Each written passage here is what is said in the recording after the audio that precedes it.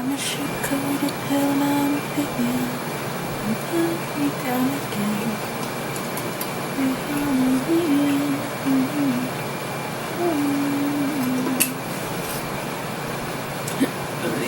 Bonjour, mon petit chiffre, Amber here. First of all, if you can hear the air conditioning in the background, I'm really sorry, but I'm not sorry enough because it's hot. Anyway, I'm here once again to do another monthly favorites video. May is over, and that's really makes me really uncomfortable because we're halfway through the year already, and I have nothing to show for it. Anyway, moving on. Thought I'd just sit down and share a few things that I have been loving in the past month. And if you have been keeping track of my life, which means if you are one of those cool kids who actually subscribe to this channel and watch it regularly, you know that this month I went to a concert I've been waiting for forever, so that is going to be very littered throughout this video. So starting with me.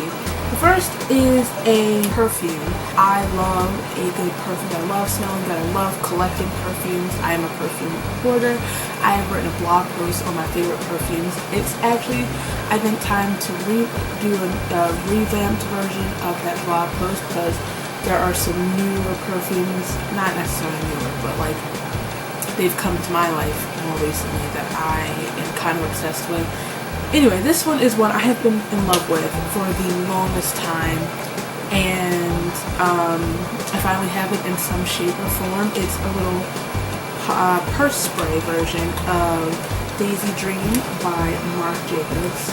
Little pin spray, which I prefer to a rollerball. They're easier to use. I feel like you use more product with a little spray, but they're a lot easier to use. And this smells honestly so amazing. If you're not into like the super flowery girly smells, then this is not for you, but it's just really pretty and dainty, and for someone who wears a lot of black and a lot of hard wing liner, sometimes I want to smell a little dainty and girly and pretty. It's so lovely. There is a new, it's not that new anymore, it's been out for a few months, Marc Jacobs perfume, which I've read in a blog post called like this one's older, like edgier sister or something. The Decadence one, I need that in my life. Don't look at me like that. Whatever. The next is a lipstick that was in last month's favorite and is also what I'm wearing right now on my lips. Limbo by ColourPop. I have recently become completely obsessed with ColourPop. They have amazing products for an unbelievably reasonable price. Like, they're so inexpensive for such high quality makeup. It's obviously, as you can tell, a dark chocolate brown lip, and I bought this for the sole purpose of wearing it to the 1975 this month, and I've been obsessed with it and worn it just about every other day that I've worn makeup since buying it. So it's an ultra matte formula. It is quite drying, but I look past that because the pigmentation and the lasting power is so incredible that, you know, just put on some lip balm, call it a day, take extra care of your lips because you know you're going to be wearing this. And I wore this for the concert. I only needed to touch it up once. The last beauty product is an eyeliner. It's this Rimmel Scandalized Waterproof Kohl Kajal Liner, and this is the shade Deep Blue. As the name suggests, it's a nice like navy blue eyeliner, and I really like wearing this in my waterline. I'm trying to get away from Rimmel, but I bought this before I started the whole transition. So. But I love it. It's such a pretty color. I'm going to have to find another one. Maybe, I think ColourPop probably has a similar color. But I love the Kohl Kajal liners because they're really good for the waterline. They are soft and they have such great lasting power. And supposedly, like navies or blues are supposed to bring out brown eyes. And since I have boring brown eyes, I'm like, why not? Just like the way it looks I like the way it looks with just about any eye. So nice, especially now that we're going into summer or going into, you've been thrust into summer. A nice color in your waterlines, a nice pop. I wore this at the concert too. I just realized that.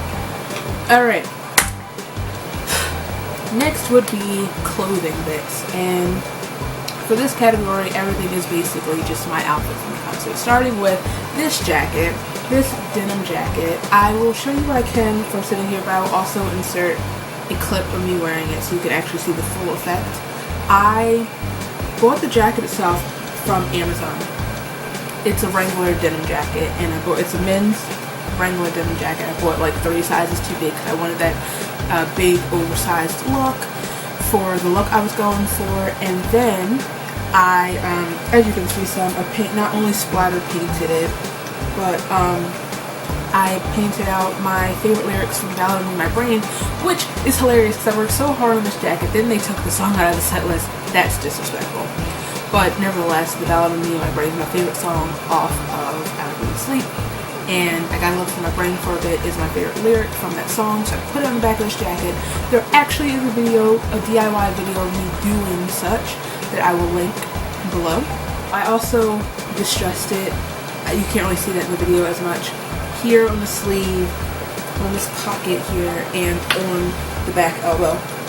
I just think it looks really cool and grungy and like very like 90s grunge, and I'm all about that. The next thing is the main part of said outfit, and it's this dress. I'm really into stripes at the moment. I will put a clip of me wearing the full dress so you can actually see it, but I'm really into stripes a little bit. This is just a nice simple stripe. I like this neckline. It has the cutout in the back, which you didn't see because I was wearing the jacket, but this is from Target, and it comes like about mid-thigh. It's just comfortable, and I will probably be rocking it for the rest of the summer. I love stripes, and sometimes I enjoy wearing a dress. And the last bit are these sunnies. I love sunglasses, and I got these from TJ Maxx. They are Betsy Johnson's, and look at that. I think these are, I would say cat eye, but I'm pretty sure this is like called butterfly, the butterfly frame, I'm pretty sure. Leopard print, and they have a nice like fuchsia on the inside. I think they just look really cool on. I just feel really cool. I just feel so cool when I'm wearing these. Right, so now moving into everything else. First, I have 2 snacks. First of which are M&M peanuts. Not just M&M peanuts, dark chocolate M&M peanuts. I don't know how long these things have been a thing, but they've been out of my life for far too long. Ironically, I discovered them right after going to the gym, which is hilarious. I love M&M peanuts, but I also just prefer dark chocolate to milk chocolate, and these are everything to me. Next are cookies, and I love cookies. I love baked goods. I love dessert. I was kind of in like that place where I was just tired of like over-processed store cookies, but then I remembered how much I love Famous Amos cookies. These are the greatest cookies ever in the existence of the world. This box is empty. They're just so rich and just like, and they're small, so you could literally eat a whole box in one sitting. So next category I have written down are YouTube videos. I have 2. Both of them are why am I like this? The first one is called, it's like, what is it called? I want to find the actual title of the video. 3 of the greatest minutes of my life, if I'm being honest. It's always in my watch again because I watch it actually every single day. Sometimes multiple times a day. It's called A Very Weird Montage of the 1975. It was made by a person called Truman M. So shouts out to you. Home Slice, you have made a video that has consumed my life. It's the greatest 3 minutes and 3 seconds of my life. It's just a really weird mashup of just like funny bits from some interviews. I love those dorks, it's whatever. And the second is a live performance of If I Believe You. And it's actually, I believe, from the Sweet Life Festival, which I was supposed to go to, but I won't talk about that. And I'll actually link both videos below. And this is the best live, have I watched this interview? What's this? It's the best live performance of the song I've ever seen. The person is front row, so you can see all of Maddie's little facial expressions, and just, I love watching him like perform, especially the song. Also, one of my favorite songs off the album, my second favorite, tied for first favorite song off the album. Also live, it was seriously an experience. Just how into the song he gets, and he just like gives him a full self, and I'm just like, and I just love it. Okay, I have a movie. I don't have it with me because it's a Netflix movie and we sent it back. And I'm also very late to this, but it's Cinderella, the last one, the live action one. It was so great and so cute. My one problem is, two problems. My one problem is the CGI waist thing. I feel like the animation, like the effects of the movie were geared to like seem more like crossover between like real life and also actual animation from the original movie, so maybe that's what they were going for, to make her actually look like a cartoon also, but still the unrealistic waist size is a little problematic to me. And also the only scene that I was like so done with was sorry, mild spoiler if you haven't seen it, I guess, but you've seen Cinderella, so I think you know how the story goes. He takes her to a secret garden. The prince takes her to a secret garden, and there's a swing, and she's like, I shouldn't. And he's like, you should. I shouldn't. You should. You should. I will. Whoa. No means no, sir. Excuse me. That, okay. Maybe I'm just reading too into it, but when I watched it, I was like, what? If I said I'm not good on the swing, I'm not good on the swing. I don't want to wrinkle my dress. Excuse me. Moving on. I haven't had a book in my favorites video in so long. I've been in a weird reading slump for months now. It started when I was reading that book that my mom found at the library. What was it called? The Forgotten Queen, which I never reviewed because I thought I was gonna finish the book I started reading after that, and then I'd talk about them. But the book I read after that was The Host, and by read I mean I haven't gotten past page 100. So I'm like, I can do this. I used to do this in like high school. I used to do this when in my youth, read 2 books at once, and I started reading another book. I haven't finished it, but I figured since I'm not that far into it either, but I haven't put a book in my favorites video in so long. I actually enjoy this one, so I figured I'd talk about it. And it is Fig by Sarah Elizabeth Shantz. I mentioned this book in my book outlet haul.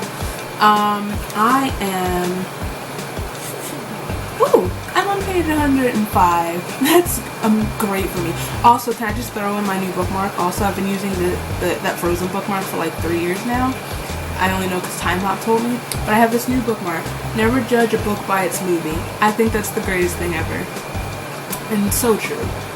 But this book is about a little girl. Well, she's a little girl right now. I think it goes from her childhood to like age 7 to like age 19, and her mother is battling schizophrenia.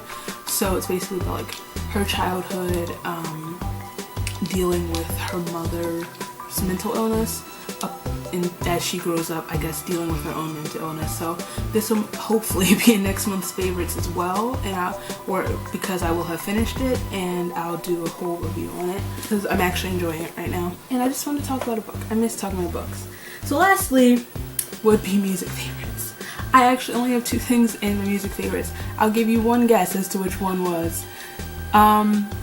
If you haven't gathered from this video, earlier this month, 2 weeks ago yesterday, today's Monday, right? Yeah, 2 weeks ago yesterday, I saw the 1975 in concert at the Mann Center. There's a vlog, if I haven't mentioned that yet, which, oh my god, I almost dropped my laptop. I didn't, but for a second I thought I did. Which I will link. And aside from Almost Dying and Maddie Healy saving my life, literally, it was such a great show. And so I put that in my music favorites because they put on such a great live show. It was so amazing. That was the first time seeing them in like an outside space, so that was pretty cool. It was pretty cool to hear like just that atmosphere, watch the sunset as the stage lights go up, and just like the whole crowd singing along. I feel sorry for everyone in the neighborhood because we're a loud bunch. But like they're so good live. Like I know that I should not be shocked by this at this point, but it never gets old. And it looks so good in person. Oh my goodness gracious. Poor Georgie is broken, so I didn't get to see him play all the new songs live, which is really devastating. But it's fine. It's not fine, actually. I blame Maddie, but it's okay. I'll hopefully see them in the fall, so it'll be fine. And next is actually one of the opening acts from that concert, and it's the Japanese House. I started listening to her, Amber. I'm not just saying this because I'm biased, because we share the same first name, but I started listening to her a while ago when Ratty and George first started talking about like producing her song. I think it was Still. So I started listening. I was like, oh wow, it's like really like atmospheric, vibey music, and she does, I don't remember what that vocal effect's called, the whatever, the one that like the microphone changes like the octave and like puts like really like cool effects in your voice. That's what her music is, and I like it. It's just really, like I said, vibey and chill and atmospheric. And is that am I using that word right? Atmospheric, vibey and chill, like I said. I've actually done a lot of writing to her songs. I really love Sugar Pill. If you follow me on Instagram, you will see that I've been quoting Japanese house lyrics on a lot of my pictures recently. Yeah, so definitely check that out. I'll leave a link to Spotify down there. Also, I'll leave a link, because I just mentioned it, a link to my writing playlist on Spotify. There are a few like based on the things that I'm writing, but the one I mentioned, the specific novel that I'm writing, I'll leave down there. Not the one that I mentioned that I started for NaNoWriMo. I think that's it. Those are the things that I was really into in May. Let me know down there what you loved throughout May. Anything you're looking forward to for, I said April, June. Wow, it took too long to realize what month comes after May. If you like this video, please give it a thumbs up. If you like me, feel free to subscribe. All my places are down there so we can be buds, and I'll see you very soon.